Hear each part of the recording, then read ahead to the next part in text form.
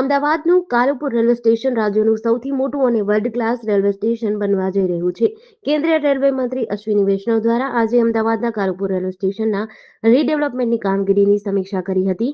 Railway સ્ટેશનના રીડેવલપમેન્ટની કામગીરી ઝડપથી ચાલી રહી છે. કાલુપુર રેલવે સ્ટેશન દેશનું વર્લ્ડ ક્લાસ રેલવે સ્ટેશન બની રહ્યું છે, જેને લઈને માહિતી આપતા તેઓએ જણાવ્યું કે અમદાવાદનું કાલુપુર રેલવે સ્ટેશન શહેરની ઓળખ ધરાવતા એવા હેરિટેજ લુક સાથેનું રેલવે સ્ટેશન બનશે.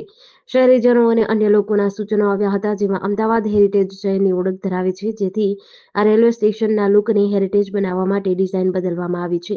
રેલવે સ્ટેશન બનાવવા માટે હાલમાં કામગીરી ચાલે છે, જેમાં ક્વોલિટીમાં કોઈ સમાધાન નહીં થાય, જેથી ઝડપથી કામગીરી કરવાની સાથે ક્વોલિટીમાં પણ ધ્યાન આપવામાં આવશે. યુક્રેનના રાષ્ટ્રપતિ વ્લાદિમીર ઝેલેન્સ્કીએ અમેરિકન રાષ્ટ્રપતિ ટ્રમ્પ સાથે વિવાદ થયા બાદ તેમને વ્હાઇટ હાઉસમાંથી બહાર કરવામાં આવ્યા. બંને નેતા વચ્ચે શુક્રવારે 40 મિનિટ સુધી શાંતિથી વાત થઈ, પરંતુ જ્યારે છેલ્લે 10 મિનિટ ઉગ્ર ચર્ચાઓ થઈ. સીએનએનના રિપોર્ટ પ્રમાણે વ્હાઇટ હાઉસના એક અધિકારીએ જણાવ્યું હતું કે ઉગ્ર ચર્ચા બાદ યુક્રેનના ડેલિગેટ્સ ઓવલ ઓફિસમાંથી બહાર આવીને બીજા રૂમમાં જતા રહ્યા, જ્યારે અમેરિકી ટીમ ત્યાં રોકાઈ હતી. આ દરમિયાન ટ્રમ્પે ઉપરાષ્ટ્રપતિ વેન્સ, વિદેશ મંત્રી રૂબિયો અને એનએસએ માઇક વોલ્ઝ સાથે વાતચીત કરી. ચર્ચા દરમિયાન ટ્રમ્પે કહ્યું કે ઝેલેન્સ્કી વાતચીતની પરિસ્થિતિમાં નથી. ત્યારબાદ તેમણે માઇક વોલ્ઝ અને રૂબિયોને કહ્યું હતું કે તેઓ જઈને ઝેલેન્સ્કીને કહી દે કે તેમના રવાના થવાનો સમય આવી ગયો છે. આ બંને અધિકારીઓ ત્યાં પહોંચ્યા ત્યારે ઝેલેન્સ્કીએ તેમને કહ્યું તેઓ દરેક વસ્તુ ઠીક કરી શકે છે. ઝેલેન્સ્કીએ ફરીથી ટ્રમ્પ સાથે વાત કરવાની ઈચ્છા વ્યક્ત કરી, પરંતુ તેમને આ તક ન મળી. બંને નેતાની જોઈન્ટ પ્રેસ કોન્ફરન્સ પણ થવાની હતી, જેને રદ કરવામાં આવી. હોળી પહેલા તેલ કંપનીઓએ એલપીજી ગેસ સિલિન્ડરની કિંમતમાં વધારો કર્યો છે. એલપીજી સિલિન્ડરના નવા દર શનિવાર 1 માર્ચના રોજ જાહેર કરાયા છે. નવો મહિનો એટલે કે માર્ચ તેની સાથે ઘણા ફેરફારો લઈને આવ્યો છે. આજથી કોમર્શિયલ ગેસ સિલિન્ડર ₹6 મોંઘું થશે.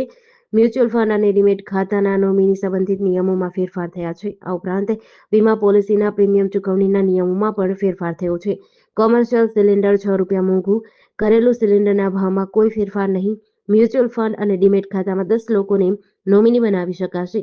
વીમા પોલિસીના પ્રીમિયમ ચૂકવણીના નિયમોમાં ફેરફાર. પંજાબ નેશનલ બેંકમાં ખાતું ધરાવતા લોકોએ કેવાયસી કરાવવું જોઈએ. પેટ્રોલ અને ડીઝલના ભાવમાં કોઈ ફેરફાર નહીં.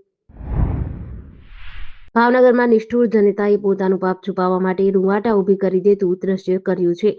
શહેરના ટોપ 3 સિનેમા પાસે આવેલ અવાવરૂ જગ્યામાં 52ની કાંટાળી ઝાડીઓમાં માતા નવજાત બાળાને છોડી ફરાર થઈ ગઈ.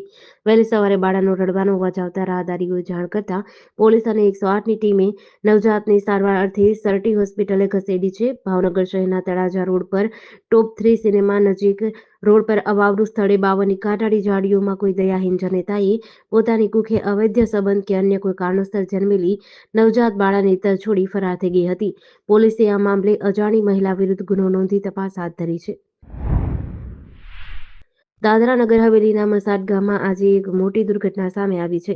મસાદ ગામમાં આવેલી ગલ્ફ કંપની નજીક એક સોસાયટીમાં રોડનું ખોદકામ ચાલી રહ્યું હતું. જેસીબી મશીન દ્વારા ખોદકામ દરમિયાન રોડની નીચે પસાર થતી જીએસપીસીની ગેસ લાઇનમાં ભંગાણ થયું હતું. આ ભંગાણથી અચાનક આગ લાગી અને જોતજોતામાં આગે વિકરાળ સ્વરૂપ ધારણ કર્યું હતું. આગની લપેટમાં નજીકમાં પાર્ક કરેલું એક બાઇક આવી જતા સળગી ગયું હતું. આગે બાજુમાં આવેલી 2 દુકાનોને પણ નુકસાન પહોંચાડ્યું. ઘટનાને પગલે ફાયરની ટીમ તાત્કાલિક પહોંચી ગઈ હતી અને તાત્કાલિક 1 કલાકની જહેમત બાદ આગ પર કાબૂ મેળવ્યો હતો. આ દુર્ઘટનામાં બાઇક અને દુકાનોને નુકસાન થયું છે. જોકે સદનસીબે કોઈ જાનહાનિ થઈ નથી.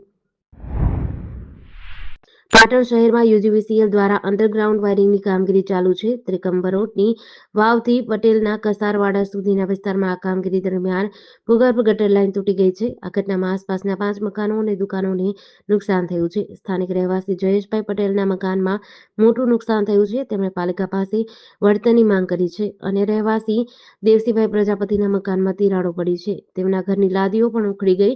ગટર લાઇનમાં ભંગાણ થતાં રિપેરિંગ કામ શરૂ કરવામાં આવ્યું છે, પરંતુ પાણી અને ગટર લીકેજના કારણે નુકસાન વધતું જાય છે. મ્યુનિસિપલ સર્વે નંબર 2619 વાળું મકાન ખાસ જોખમી સ્થિતિમાં છે. ગઢડામાં દારૂ પીધા બાદ યુવકનો આપઘાત કર્યાની ઘટના સામે આવી છે. બાબરપરા વિસ્તારમાં 32 વર્ષીય યુવકે રૂમમાં ફાંસો ખાધો. ગઢડાના બાબરપરા વિસ્તારમાં એક દુઃખદ ઘટના બની, જેમાં અહીં રહેતા 32 વર્ષીય હરેશભાઈ વઢિયારાએ પોતાના ઘરે ફાંસો ખાઈ આપઘાત કરી લીધો છે. મૃતકના ભાઈ પ્રવીણભાઈ વઢિયારાના જણાવ્યા અનુસાર હરેશભાઈએ દારૂ પીધા બાદ પોતાના રૂમમાં જઈને આ પગલું ભર્યું હતું. આ ઘટનાની જાણ થતાં જ પરિવારજનોએ યુવકના મૃતદેહને ગઢડા રેફરલ હોસ્પિટલે ખસેડ્યો હતો. આ આપઘાત પાછળનું ચોક્કસ કારણ પોલીસ તપાસ બાદ જ સામે આવશે. ચાણસ્મા નગરપાલિકામાં આગામી 5 માર્ચે પ્રમુખ અને ઉપપ્રમુખની ચૂંટણી યોજાવા જઈ રહી છે. આ ચૂંટણીને લઈને શહેરમાં રાજકીય ગતિવિધિઓ તેજ બની ગઈ છે. પાલિકામાં ભાજપ પાસે 15 નગરસેવકો અને 1 અપક્ષનો ટેકો મળી કુલ 16 સભ્યોનું સંખ્યાબળ છે. કોંગ્રેસ પાસે 5 અને 3 અપક્ષ સભ્યો મળી કુલ 8 નગરસેવકો છે. સ્પષ્ટ બહુમતી હોવા છતાં ભાજપના નગરસેવકો 3 જૂથમાં વહેંચાઈ ગયા છે. ત્રણેય જૂથો પોતપોતાના ઉમેદવારને આગળ ધપાવવા સક્રિય બન્યા છે. પ્રમુખ પદ માટે એક મહત્વનું સમીકરણ એ છે કે આ બેઠક સામાન્ય મહિલા માટે અનામત છે. ભાજપમાંથી એક બ્રાહ્મણ પરિવારના મહિલા નગરસેવક ચૂંટાયા છે, જેમને પ્રમુખ પદની તક મળી શકે છે. પ્રદેશ ભાજપના નિરીક્ષકો દ્વારા સભ્યોના મંતવ્યો લેવામાં આવ્યા છે. જેમના નામનો મેન્ડેટ આવશે તેમને ઉમેદવાર તરીકે ઊભા રાખવામાં આવશે. વલસાડ સિટી પોલીસે લાંબા સમયથી ફરાર 2 સગીર આરોપીઓને જામનગરથી ઝડપી પાડ્યા છે. આ બંને સગીરો છેલ્લા 7 વર્ષથી બાઇક ચોરીના કેસમાં ફરાર હતા. વલસાડના પોલીસ અધિક્ષક ડોક્ટર કનરાજ વાઘેલા અને ડીવાયએસપી એ.કે. વર્માએ નાસ્તા ફરતા આરોપીઓને શોધવા માટે વિશેષ સૂચના આપી હતી. આ સૂચનાઓના પગલે Valsad city police inspector Dinesh પરમારની ટીમે કામગીરી શરૂ કરી હતી. સર્વેલન્સ પીએસઆઈ ડીએસ પટેલ અને તેમની ટીમને બાતમી મળી હતી કે વર્ષ 2019માં નોંધાયેલા બાઇક ચોરીના કેસમાં 2 સગીર આરોપીઓમાં જામનગર જિલ્લાના લાવડિયા ગામમાં રહે છે. પોલીસે ટેકનિકલ અને હ્યુમન સર્વેલન્સના આધારે બંને સગીરોને ઝડપી પાડ્યા હતા. ગુજરાતમાં ઉનાળાની શરૂઆત થતાની સાથે જ તાપમાનનો પારો પણ ઉંચકાઈ રહ્યો છે. ભારતીય હવામાન વિભાગની આગાહી અનુસાર માર્ચ મહિનામાં જ રાજ્યમાં મે મહિનાની ગરમીનો અનુભવ થવાની શક્યતા છે.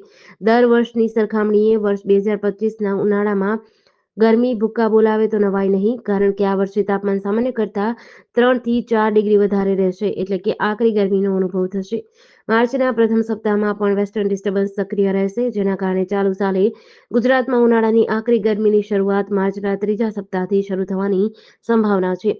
માર્ચથી મે સુધી ઉત્તર ગુજરાત, મધ્ય પૂર્વ ગુજરાત અને સૌરાષ્ટ્રના દ્વારકા, જામનગર, પોરબંદર અને સુરેન્દ્રનગર જિલ્લામાં સૌથી વધુ ગરમી પડવાની સંભાવના છે. આ દરમિયાન સામાન્ય હીટવેવના દિવસો 6 થી લઈને 15 દિવસ રહેવાની શક્યતા છે.